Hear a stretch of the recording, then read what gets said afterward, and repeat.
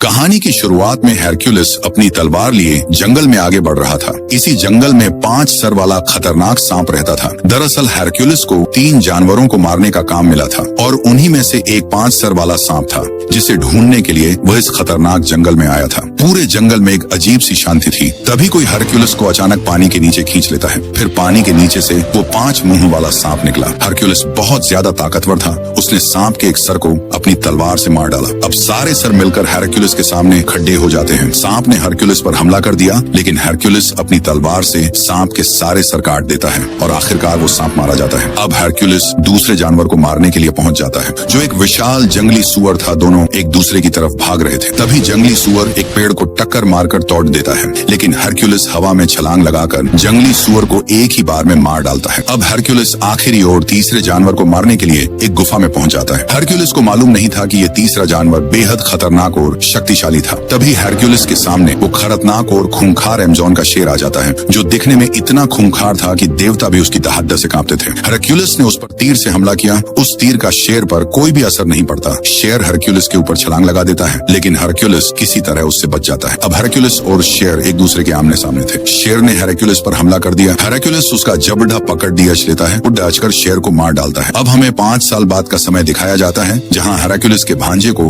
कुछ डाकुओं ने पकड़ लिया होता है। डाकुओं ने उसे बांधकर लटका दिया होता है। ये डाकू उस रस्सी को आग लगा देते हैं। हेरक्युलिस के भांजे ने डाकुओं को बताया कि तुम हेरक्युलिस के सामने नहीं टिक पाओगे। तभी धूल में एक परछाई दिखाई देती है। उसी धूल से एक इंसान बाहर निकला। यही हेरक्युलिस था, जो अपने भांजे को बचाने के लिए आ जाता है। डाकू हेरक्युलिस को देखकर चौंक जाते हैं। हेरक्युलिस उनके सामने खड़ा था। डाकुओं ने हेरक्युलिस पर हमला कर दिया। हेरक्युलिस उन्हें अपने एक ही बार से मार डालता है। डाकुओं का सरदार यह देखकर गुस्से में आ जाता है। हेरक्युलिस का साथी एक जगह पर छुपा हुआ था। वह हेरक्युलिस की तरफ आते डाकुओं को मार डालता है। हेरक्युलिस की टीम में एक लड़की भी थी और एक बूढ़ा इंसान भी था। तभी हेरक्युलिस का आखिरी साथी उन डाकुओं को अपनी दोनों कुल्हाड़ियों का इस्तेमाल करके मार डालता है। उस जगह पर एक अजीब सी शांति छा जाती है। तभी एक डाकू के पीछे से हेरक्युलिस बाहर निकलता है। इन लोगों ने सारे डाकुओं को मार दिया था। अब इन लोगों को बहुत सारा सोना भी मिलने वाला था, क्योंकि इन्होंने डाकुओं को राजा के राज्य से भगा दिया था। सोना मिलने के बाद ये लोग अपनी जीत का जश्न मना रहे थे। ये सारे लोग बहुत खुश होते हैं। वही हेरक्युलिस वो सोना अपने साथी को बताता है, जो इन्हें राजा ने दिया था। इन लोगों को एक और काम चाहिए था, जिससे ये लोग सोना कमा सके। हेरक्युलिस और उसकी टीम सोने के बदले दूसरे राज्यों के लिए लड़ते थे। हेरक्युलिस का भांजा हेरक्युलिस को कुछ लड़कियों से मिलवाने के लिए ले जाता है। ये लड़कियां हेरक्युलिस की बहुत बड़ी फैन होती हैं। हेरक्युलिस उनसे मिलने के बाद अपने दोस्त वाइकिंग के साथ बैठ जाता है। वाइकिंग एक बहुत ही खतरनाक योद्धा था। तभी उसी जगह पर एक राजकुमारी आ जाती है, जिनका नाम अर्जीनिया था। राजकुमारी जैसे ही हेरक्युलिस की तरफ आगे बढ़ती है, तभी हेला उन्हें रोक लेती है, लेकिन हेरक्युलिस के कहने पर हेला राजकुमारी को आगे जाने देती है। हेरक्युलिस बहुत ही महान योद्धा था, जिसकी कहानियां 7 राज्यों में प्रसिद्ध थी। राजकुमारी भी हेरक्युलिस से मदद मांगने के लिए आई थी। राजकुमारी हेरक्युलिस को एक बहुत ही खतरनाक सेनापति से उनके राज्य को बचाने के लिए कहती है, और बदले में इन लोगों को बहुत सारा सोना मिलेगा। ये लोग उस राज्य को बचाने के लिए निकल जाते हैं। राज्य बहुत ही खूबसूरत था, जो पहाड़ों के बीच में बसा हुआ था। हेरक्युलिस अपने साथियों के साथ इनके राज्य को बचाने के लिए आ जाता है। हेरक्युलिस उनके राज्य में प्रवेश करता है। ये जंग बहुत ही भयानक होने वाली थी। सेनापति ने हेरक्युलिस को देखकर राहत की सांस ली, क्योंकि इनका राज्य जंग हारने ही वाला था। सेनापति राजा को हेरक्युलिस के आने की खबर देने के लिए चला जाता है। राजकुमारी हेरक्युलिस को अपने राज्य के बारे में बताती है। तभी राजकुमारी के पास उनका बेटा इरिस दौड़ता हुआ आ जाता है। ये छोटा लड़का भी हेरक्युलिस का बहुत बड़ा फैन होता है। लड़का हेरक्युलिस से मिलकर बहुत ज्यादा खुश होता है। तभी राजकुमारी अपने बेटे को लेकर वहाँ से चली जाती है। अब हेरक्युलिस और उसके साथी राजा से मिलने के लिए चले जाते हैं। सेनापति आखिरकार इन लोगों को राजा के दरबार में ले आता है। हेरक्युलिस के दरबार में पहुँचने के बाद राजा खुद हेरक्युलिस का स्वागत करने के लिए गद्दी से नीचे उतर जाते हैं। राजा हेरक्युलिस को धन्यवाद कहते हैं। हेरक्युलिस ने राजा को अपने साथियों से मिलवाया। उन्हीं में से एक वो बूढ़ा आदमी भी था। ये बूढ़ा आदमी एक महान ज्योतिषी था। अब राजा ने हेला को देखकर कहा कि इस जंग में लड़कियों का कोई काम नहीं है। राजा हेला को कमजोर समझ रहा था। हेरक्युलिस ने हेला की तरफ इशारा किया। हेला ने तुरंत 2 तीर से सैनिकों पर हमला कर दिया। वो दोनों तीर सैनिकों के हेलमेट को दरवाजे पर लटका देते हैं। ये देखकर राजा हेला से माफी मांगते हैं। रात होने पर हेरक्युलिस और उसके साथी राजा के साथ खाना खाते हैं। वही सेनापति ने बताया, हमारी सेना खत्म हो चुकी है, इसलिए हम किसान और व्यापारियों को इस जंग में शामिल कर रहे हैं। राजा ने बताया, हमारे दुश्मन बेहद खतरनाक हैं, जिनके पास में इच्छाधारी मानवों की सेना है। राजा हेरक्युलिस को उन लोगों दिखता है जिन्हें इनकी दुश्मन सेना ने बेरहमी से मार डाला था। वो राजा के राज्य में छिप कर रह रहे थे, यानी राजा को अब केवल हेरक्युलिस ही उस खतरनाक सेना से बचा सकता था। राजकुमारी भी हेरक्युलिस को इस खतरनाक जंग में उनकी रक्षा करने के लिए कहती है। हेरक्युलिस और उसके सारे साथी मिलकर जंग के लिए रणनीति बनाने लगते हैं। सुबह होने पर हेरक्युलिस सारे किसानों को एक मैदान में इकट्ठा कर लेता है। दरअसल हेरक्युलिस उन सारे किसानों को जंग में लड़ने के लिए तैयार कर रहा था। हरक्यूलिस उनको जंग की तकनीकें सिखाने वाला था। हरक्यूलिस के साथी के कहने पर सारे किसान ढाल की दीवार बना लेते हैं। थाइडियस अपनी दोनों कुल्हाड़ियों को फेंक कर उनकी तरफ तेजी से भागता है। थाइडियस उनकी दीवार को एक झटके में तोड़ देता है। हरक्यूलिस ने सैनिकों को बताया, अगर जंग में तुम लोगों की दीवार कमजोर हुई तो तुम लोग मारे जाओगे। दरअसल ये लोग किसान होते हैं जिन्हें जंग का कोई भी तजुर्बा नहीं होता है। हरक्यूलिस इन्हें सैनिक बनाने की कोशिश कर रहा था। हरक्यूलिस राजा के पास आता है। राजा को खबर मिली थी कि इनके राज्य पर हमला होने वाला है और उस सेना में राक्षस भी शामिल होते हैं। हरक्यूलिस को ये बात सुनकर कोई भी असर नहीं होता। राजा ने कल जंग पर जाने का ऐलान कर दिया और हरक्यूलिस को उस सेना का सरदार बना देता है। सुबह होने पर पूरी सेना जंग में जाने के लिए तैयार हो जाती है। जंग में जाने से पहले हरक्यूलिस के साथियों ने सारे सैनिकों का हौसला बढ़ाया। हरक्यूलिस का भांजा भी इस जंग में लड़ना चाहता। हरक्यूलिस उसे भगा देता है। अब हरक्यूलिस ने सारे लोगों को ढाल की दीवार पर भरोसा रखने के लिए कहा, क्योंकि ये लोग उसे बनाने में कमजोर होते हैं। सेना जंग पर निकलने लगती है। हरक्यूलिस अपने 4 घोड़ों वाले रथ के साथ सबसे आगे होता है। इनकी सेना एक बहुत बड़े पहाड़ के ऊपर से गुजरती है। बड़े मैदानों को पार करते हुए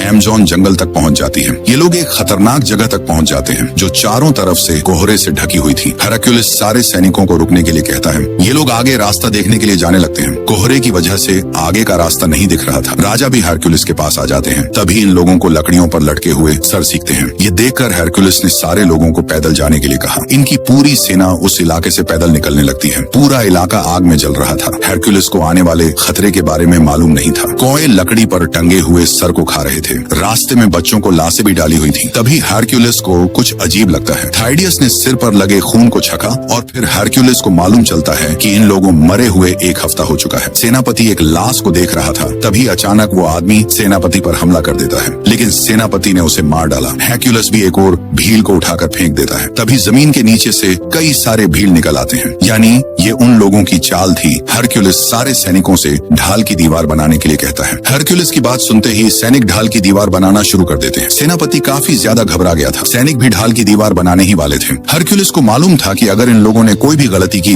तो भील इन्हें मार डालेंगे। सैनिकों ने चारों तरफ से ढाल की दीवार बनाकर राजा को घेर लेते हैं। भील इन लोगों पर हमला करने के लिए तैयार थे। तभी भीलों का सरदार सामने आ जाता है। हरक्यूलिस भी इन लोगों का सामना करने के लिए तैयार हो जाता है। भील का सरदार हरक्यूलिस पर हमला कर देता है, लेकिन हरक्यूलिस ने अपने एक बार से भील के सरदार को मार डाला। यह देखकर सारे सैनिकों में जोश आ जाता है। हरक्यूलिस ने एक दहाड़ के साथ जंग का ऐलान कर दिया। सारे सैनिक भीलों से लड़ने के लिए तैयार हो जाते हैं। भील ने इन लोगों को चारों तरफ से घेर लिया था। हरक्यूलिस ने एक ही बार में कुछ भीलों को मार डाला। थाइडियस भी अपनी कुल्हाड़ियों से भीलों को मारता चला जा रहा था। एक भील हेला पर हमला करने ही वाला था। तभी हेला उसे उठाकर फेंक देती है। हेला ने सामने से आ रहे भील को तीर से मार डाला, लेकिन भीलों को संख्या काफी ज्यादा होती है। हेला भी सारे भीलों को बहादुरी के साथ मारती जा रही थी। सैनिकों ने ढाल की दीवार से भीलों को रोक रखा था। कुछ भील हरक्यूलिस पर हमला करने के लिए आए। हरक्यूलिस ने बैलगाड़ी को उठाकर उसमें लात मारी। भील उस बैलगाड़ी से टकराकर मारे जाते। भील इतने ज्यादा थे कि वो ढाल की दीवार को तोड़ने लगते हैं। बूढ़े आदमी ने अपने हथियार को घुमाकर एक ही बार में कई सारे भीलों को मार डाला। हेला एक भील के बार से बच जाती है। उसके सामने एक भील आ जाता है, लेकिन हेला ने उसे तीर से मार डाला। अब हेला एक लकड़ी की मीनार पर चढ़ना शुरू कर देती है। वही थाइडियस अकेले ही कई सारे भीलों को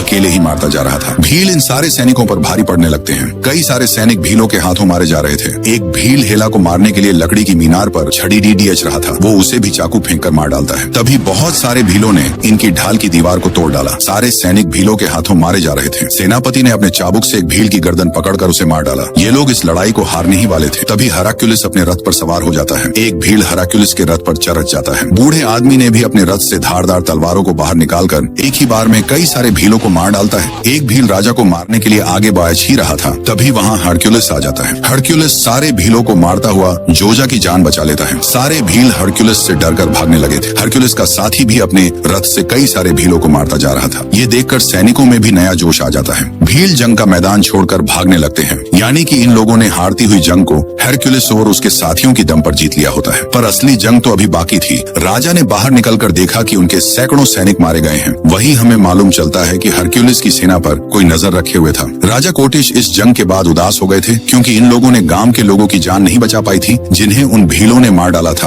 और इन लोगों की आधी सेना भी मारी गई थी। हरक्यूलिस सेना को फिर से जंग में लड़ने का अभ्यास करवाना चाहता था। हरक्यूलिस को मालूम था उनके सैनिक अभी जंग के लिए तैयार नहीं है। सेनापति गुप्तचर को मारने वाला था, क्योंकि गुप्तचर ने इन लोगों को भीलों के बारे में जानकारी नहीं दी थी। तभी हरक्यूलिस का दोस्त उसे आकर बचा लेता है। इन लोगों की सेना से मिलने के लिए राजकुमारी भी आ जाती है। राजकुमारी हरक्यूलिस के जख्मों पर दवाई लगा देती है। हरक्यूलिस को जंग में कई जख्म लग गए थे, और राजकुमारी एक वैद्य होती है जिन्हें जड़ी बूटियों के बारे में काफी जानकारी होती है। राजकुमारी ने हरक्यूलिस को पीने के लिए एक दवाई दी, जिसे पीने के बाद हरक्यूलिस को गहरी नींद आ जाती है। हरक्यूलिस को सपने में अपनी पत्नी और बच्चों को लाशें नजर आती है। दरअसल किसी ने हरक्यूलिस की पत्नी को जहर देकर मार डाला था और उसका इल्जाम हरक्यूलिस पर लगा दिया था। हरक्यूलिस चौंक कर नींद से उठ जाता है। उन भयानक यादों ने आज तक हरक्यूलिस का पीछा नहीं छोड़ा था। हरक्यूलिस सेना के कैंप से बाहर निकलकर जंगल की ओर जाता है। जंगल के अंदर आने पर हरक्यूलिस को अपने चारों तरफ लाश से ही लाशें नजर आती है। उन्हीं भीलों की लाशों के बीच उसे अपनी पत्नी की लाश भी दिखाई देती है। तभी अचानक हरक्यूलिस के सामने 3 सर वाला भेड़िया आ जाता है। हरक्यूलिस भेड़िए को मारने के लिए भागता है। उसने एक भाला भेड़िए को मारने के लिए आगे बढ़ाया, तभी अचानक वो भेड़िया हरक्यूलिस के सामने से गायब हो जाता है।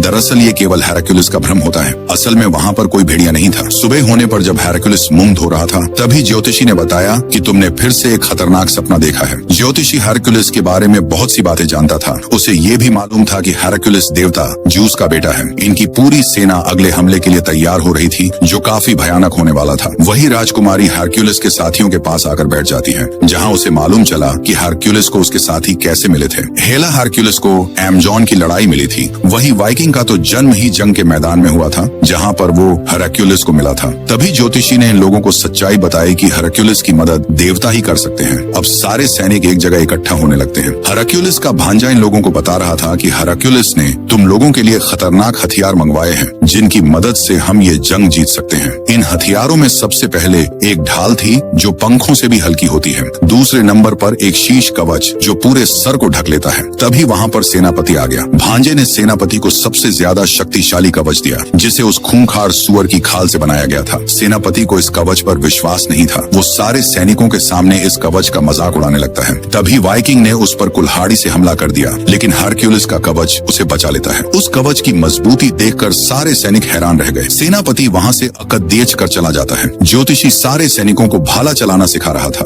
वही हरक्यूलिस उन्हें पास की लड़ाई में माहिर बना रहा था। हरक्यूलिस का साथी उन्हें तलवार चलाने के बारे में जानकारी दे रहा था। हेला सैनिकों को निशाना लगाना सीखा रही थी। अब इनकी सेना काफी ज्यादा शक्तिशाली होती जा रही थी। हरक्यूलिस का भांजा छिपकर युद्ध का अभ्यास कर रहा था। गुप्तचर ने आकर हरक्यूलिस और राजा कोटिश को इनके दुश्मनों की जानकारी बता दी। इनके दुश्मन हजारों की संख्या में थे। युद्ध पर जाने से पहले हरक्यूलिस के साथी ने सैनिकों की परीक्षा ली, लेकिन इस बार वाइकिंग उनकी ढाल की दीवार को नहीं भेद पाया। यह देखकर उसके चेहरे पर एक मुस्कान आ जाती है। राजा कोटिश की सेना जंगल के रास्ते से आगे बढ़ रही थी। आखिरकार ये लोग जंग के मैदान तक पहुंच ही जाते हैं। इन लोगों को मालूम नहीं बत कि इनका सामना कितने बड़े खतरे से होने जा रहा है। हरक्यूलिस सेना में सबसे आगे चल रहा था। तभी पहाड़ पर इन्हें कुछ लोग दिखाई देते हैं। उन्हें देखकर ओरी सेना चौंक गई थी। उनमें से एक सैनिक ने जैसे ही हॉर्न को बजाया, तभी एक बहुत बड़ी सेना इन लोगों की ओर आगे बढ़ने लगती है। तभी हमें मालूम चलता है कि वो लोग तो असल में साधारण सैनिक थे। इन लोगों का सरदार राजा कोटिश और हरक्यूलिस से बात करने के लिए आ जाता है। उसने अपना शीश कवच उतारा। तब राजा कोटिश को मालूम चला ये तो एरिसियस है, और उसके साथ वो गुप्तचर भी था, यानी कि उसने इन लोगों को धोखा दिया था। यही नहीं, एरिसियस के पास 4 गुनी बड़ी सेना थी। वो सोच रहा था कि मैं यह जंग आसानी से जीत जाऊंगा। बात करने के बाद एरिसियस अपनी सेना के पास वापस चला जाता है। हरक्यूलिस ने अपने भांजे को राजा कोटिश के साथ ढाल की दीवार के अंदर भेज दिया। हरक्यूलिस पूरी सेना का हौसला बढ़ाने के लिए एक जोरदार का भाषण देता है। एरिसियस की सेना इन लोगों पर हमला कर देती है। हरक्यूलिस की सेना ने ढाल की दीवार बनाना शुरू कर दिया।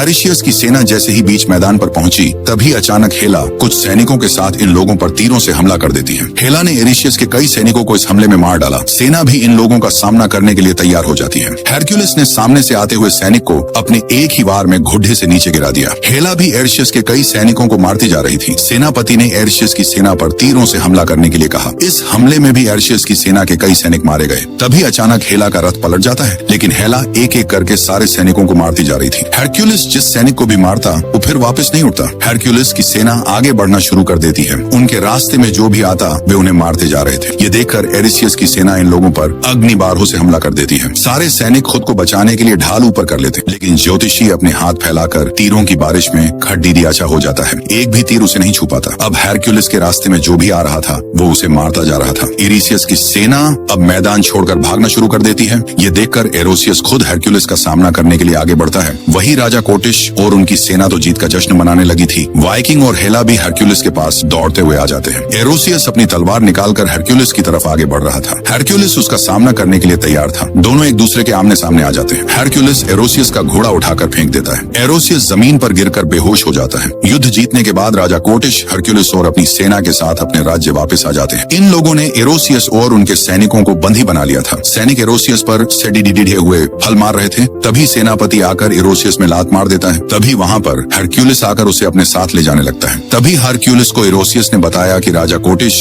एक अच्छा आदमी नहीं है। रात होने पर राजा कोटिश जीत का जश्न मना रहा था। वहीं पर इन लोगों ने एरोसियस को बांध रखा था। अब सेनापति सबके सामने राजा कोटिश को ताज पहना देता है। तभी एरोसियस राजा को गद्दार कहता है। यह देखकर हरक्यूलिस को राजा कोटिश पर शक होने लगा था। हरक्यूलिस ने राजकुमारी से सच्चाई बताने के लिए कहा। तब हरक्यूलिस को मालूम चलता है कि कोटिश ने इस राज्य के राजा को जहर देकर मार डाला था। यानी राजा कोटिश एक बुरा आदमी था जिसने इस राज्य पर धोखे से कब्जा कर लिया है और अब इस राज्य का असली राजा एरोसियास है। तभी सेनापति आकर हरक्यूलिस को राजा के पास जाने के लिए कहता है। हरक्यूलिस राजा के पास आ जाता है। राजा ने हरक्यूलिस की बेइज्जती की, जिससे हरक्यूलिस को गुस्सा आने लगा। लेकिन बाद में हरक्यूलिस और उसके साथी आना सोना लेकर वहाँ से जाने लगते हैं। राज्य की सारी जनता हरक्यूलिस को जाते हुए देख रही थी। हरक्यूलिस भी इन लोगों की राजा कोटिश से रक्षा करना चाहता था। जब ये लोग जाने की तैयारी कर रहे थे तो हरक्यूलिस इन लोगों को अपना सोना भी दे देता है। यानी अब हरक्यूलिस और राजा कोटिश के बीच में खतरनाक लड़ाई होने वाली थी। हरक्यूलिस के सारे साथी उसका साथ देने के लिए वहीं रुक जाते हैं, लेकिन इनका एक साथी सारा सोना लेकर वहाँ से चला जाता है। रात में अचानक हेला 2 सैनिकों को मार डालती है। हरक्यूलिस और उसके सारे साथी राजा कोटिश के दरबार में प्रवेश कर जाते हैं। तभी चारों तरफ से उन्हें सैनिक घेर लेते हैं। तभी सेनापति आकर इन्हें हथियार डालने के लिए कहता है। हरक्यूलिस के पास कोई भी रास्ता नहीं था। वो और उसके साथी हथियार डाल देते हैं। इसके बाद वहाँ पर राजा कोटिश आता है और राजकुमारी से उनके युवराज को छीनने लगा। दरअसल राजकुमारी राजा कोटिश का साथ नहीं देना चाहती थी, क्योंकि वो एक बहुत ही बुरा राजा था। राजकुमार हरक्यूलिस से जाकर चिपक जाता है, लेकिन राजा कोटिश उसे बाल पकड़कर अपने साथ ले गया। इसके बाद राजा हरक्यूलिस को महल के नीचे बांध देता। हरक्यूलिस जंजीरों में बंधा हुआ था। तभी फिर से हरक्यूलिस को वो 3 सर वाला भेड़िया दिखाई देने लगता है, लेकिन इस बार राजा अपने साथ असली में 3 खूंखार भेदियों को लाया था। ये वही रहता जिसने धोखे से हरक्यूलिस की पत्नी को जहर देकर मार दिया था। हरक्यूलिस ने देखा कि राजा ने उनके साथियों को भी बंदी बना लिया था। राजा ने हरक्यूलिस को मारकर उसे याद दिलाया कि कैसे मैंने तुम्हारी पत्नी को मार दिया था। इन सारी बातों को सुनने के बाद हरक्यूलिस को बेहद गुस्सा आने लगता है। जल्लाद ने राजकुमारी को मारने के लिए पिंजरे से बाहर निकल लेता है, क्योंकि राजा कोटिश ने ही राजकुमारी को मारने का आदेश दिया था। जल्लाद राजकुमारी को मारने की तैयारी करने लगता है। जल्लाद राजकुमारी को एक लकड़ी के सिरे से बांध रहा था। हरक्यूलिस खुद को छुड़ाने की कोशिश करने लगता है। जल्लाद राजकुमारी का सर काटने ही वाला था। राजकुमारी मदद के लिए चिल्ला रही थी। हरक्यूलिस अपनी पूरी ताकत लगाकर जंजीरों के साथ जमीन को उखाड़कर राजकुमारी को बचा लेता है। राजा उन भेदियों को हरक्यूलिस के ऊपर छोड़ देता है। भेड़िया हरक्यूलिस की टांग को पकड़ लेता है। राजा कोटिश ने तहखाने का दरवाजा भी बंद कर दिया, ताकि ये सारे लोग उसी तहखाने में फंसकर मारे जाएं। तीनों भेड़िए हरक्यूलिस पर भारी पड़ रहे थे। हरक्यूलिस एक भेड़िए को घुमाकर फेंक देता है और दूसरे भेड़िए के मुंह को पकड़ डाचकर उसे तोड़कर मार डालता है। तीसरा भेड़िया हरक्यूलिस को जमीन पर पटक लेता है, लेकिन हरक्यूलिस एक नुकीली चीज से आखिरी भेड़िए की भी मार डालता है। यह देखकर राजा वहाँ से डर कर भाग जाता है। हरक्यूलिस ने अपने साथियों को भी आजाद कर लिया था। हरक्यूलिस अपनी शक्ति से उस गेट को अकेले ही खोल देता है। सैनिक हरक्यूलिस के साथियों पर हमला कर देते हैं। हरक्यूलिस सारे सैनिकों को मारता जा रहा था। एक सैनिक ज्योतिषी को मारने के लिए भाला फेंकता है। भाला सीधे ज्योतिषी में लगने ही वाला था, लेकिन हरक्यूलिस सही समय पर आकर ज्योतिषी की जान बचा लेता है। हरक्यूलिस और उसके साथी सामने से आ रहे सैनिकों मारते हुए आगे बढ़ने लगे। हरक्यूलिस अपनी पत्नी के कातिल राजा को ढूंढ लेता है। राजा ने हरक्यूलिस के रास्ते में आग को फेंक दिया, लेकिन हरक्यूलिस रुकने का नाम नहीं ले रहा था। राजा हरक्यूलिस के सामने अपनी जान की भीख मांगने लगा। राजा और हरक्यूलिस एक दूसरे के आमने सामने थे। हरक्यूलिस राजा का गला पकड़कर उसे फेंक देता है और उसी की तलवार से राजा को मार डालता है। तभी सेनापति ने धोखे से हरक्यूलिस को नीचे गिरा दिया। अब सेनापति हरक्यूलिस का हथियार उठाकर उसे मारने ही वाला था। तभी हरक्यूलिस के भांजे ने आकर सेनापति को मार डाला। अब हरक्यूलिस और उसका भांजा राजा कोटिश की तलाश में निकलते हैं। ये सारे लोग मिलकर महल के बाहर आ जाते हैं, जहाँ राजा कोटिश अपनी पूरी सेना के साथ इनका इंतजार कर रहा था। राजा कोटिश ने राजकुमार को बंदी बना लिया था। तभी हरक्यूलिस का वही पुराना साथी आकर सैनिकों को मारने लगता है। राजकुमार अपनी जान बचाकर वहाँ से भागने लगा। तभी वाइकिंग ने राजकुमार की तरफ आते तीरों को अपनी कुल्हाड़ियों से रोक दिया, लेकिन इसी बीच वाइकिंग को एक तीर लग जाता है। वाइकिंग गुस्से में आकर सैनिकों पर हमला कर देता है। वाइकिंग ने बहुत सारे सैनिकों को मार डाला, लेकिन इस लड़ाई में वाइकिंग को बहुत सारे तीर लग जाते हैं। हरक्यूलिस के साथियों ने आग को फैलाकर सेना का रास्ता रोक दिया था। हरक्यूलिस ने वाइकिंग को उठा लिया। सेना आग को पार करते हुए आगे बढ़ने लगी। इन इन लोगों ने सेना को रोकने के लिए फिर से आग को रास्ते में फैला दिया। कई सैनिक इस आग में जलकर मारे जाते हैं। वाइकिंग हरक्यूलिस की गोद में अपना दम तोड़ देता है। आग बुझने के बाद सेना इनकी ओर आना शुरू कर देती है। हरक्यूलिस वाइकिंग की मौत के सदमे से टूट चुका था। अब हरक्यूलिस उस सेना के ऊपर विशाल और बड़ी मूर्ति को गिरने की कोशिश कर रहा था। हरक्यूलिस अपनी पूरी ताकत झोंक देता है। जैसे ही सेना इन लोगों के पास आई, हरक्यूलिस उस मूर्ति को गिरा देता है। सारे सैनिक अपनी जान बचाकर भागने लगते हैं। मूर्ति का सिर राजा कोटिश से टकरा गया और राजा कोटिश की मौत हो जाती है। जब धूल का गुब्बारा हटा तो उसमें से हरक्यूलिस अपना हथियार लिए बाहर निकला। हरक्यूलिस की ताकत देखकर सारे सैनिक उसके सामने हथियार डाल देते हैं और इसी के साथ ये कहानी यही खत्म हो जाती है। अगर आपको कहानी अच्छी लगी हो तो सब्सक्राइब करने के बाद कमेंट बॉक्स में जरूर बताना।